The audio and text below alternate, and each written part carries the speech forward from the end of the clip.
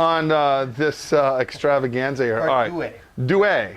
All right, so we're going to talk about Tomasi wines and Valpolicella and the Amarone and, of course, the Ripasso. Yeah. So talk to us a little bit about this wine. This is the 2010 Tomasi Viticoltori. Go ahead. Tomasi Viticoltori. Okay, see, look Yeah. at that, man. My glasses, I can't see shit anymore. So Tomasi is a great story. It's a family estate founded in 1902. The fourth generation, I think there's 6 siblings, run the business now. They took over in 1997. They own all their vineyards.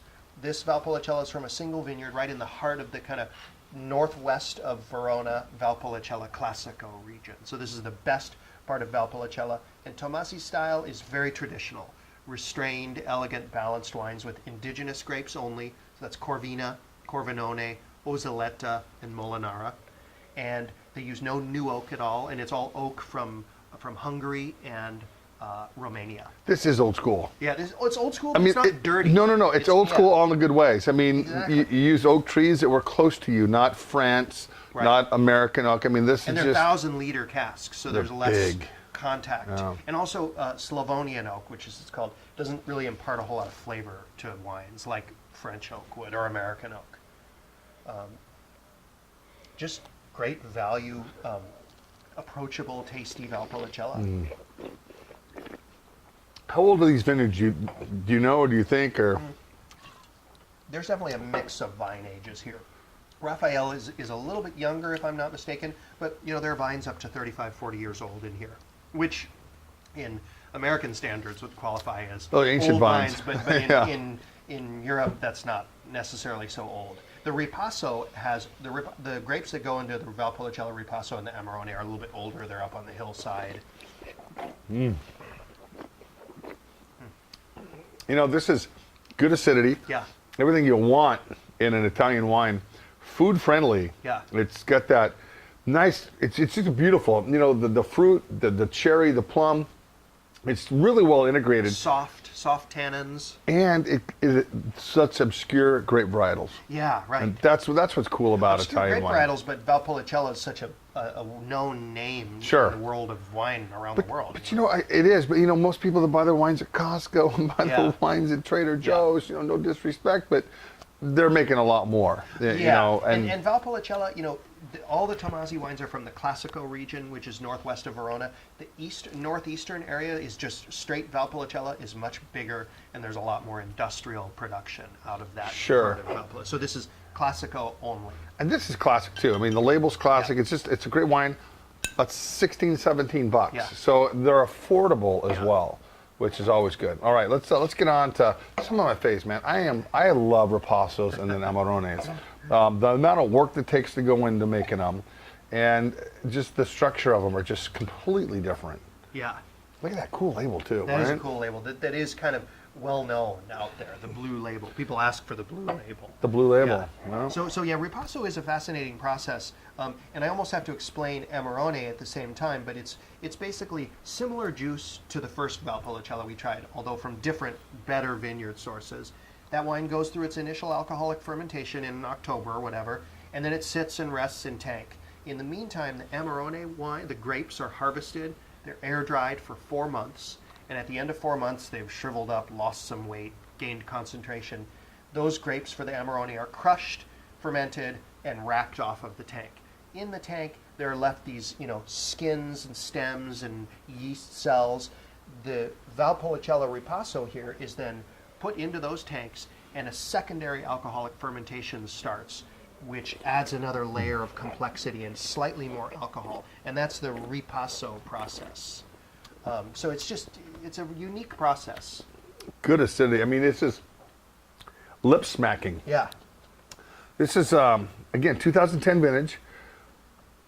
Cooler vintage, but I tell you, the fruit is so forward on this wine. And it's, if you think this is big, Delicious. this is really big. Yeah. But still balanced, I find. Yep. It's not knock you over the head alcohol or extraction. No. Not at all. That phone never rings. That's like the bat line. It is. It's like, Batman, we've got a problem.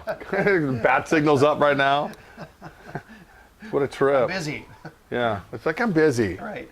I don't want to talk to you anyway. What do you think, I'm running a business in here? All right, so the Ripasso. Ripasso is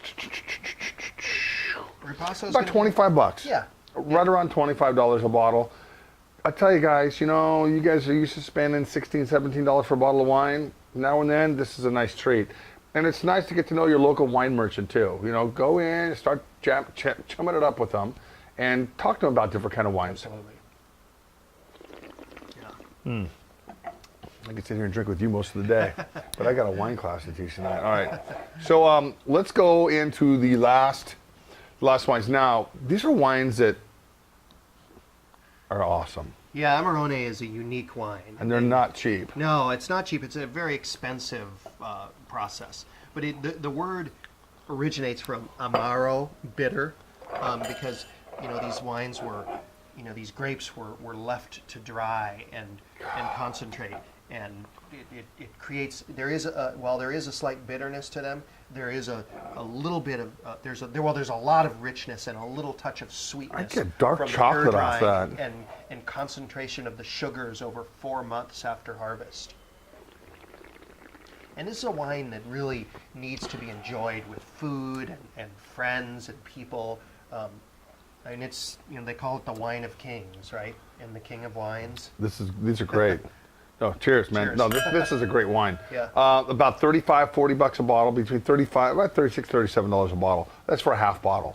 I've got some other Amarones on myself for about 65 bucks, full bottle. So again, the process, the lengthy process, drying out the grapes, it's kind of like dessert wines.